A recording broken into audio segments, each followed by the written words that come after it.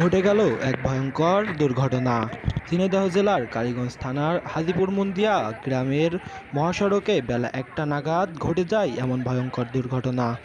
বাসটি ঝিনাইদহ থেকে যশোরের উদ্দেশ্যে রওনা দিয়েছিল, কিন্তু মাঝপথেই গাড়িটি ওভারটেকিং করতে গিয়েই গড়িয়ে পড়ে একটি পুকুরের ভেতর। স্থানীয়রা জানান, গত সপ্তাহে একই স্থানে ঘটেছিল আরেকটি বাস দুর্ঘটনা। আরও জানান, সড়কের এমন অবস্থার কারণে ঠিকমতো বাস চালাতে পারছেন না চালকরা। যদিও বাসে যাত্রীকে উদ্ধার করা হয়, কিন্তু সন্দেহ থেকে যায় কিছু সংখ্যক যাত্রী বাসের নিচে চাপা পড়ে আছে কিনা।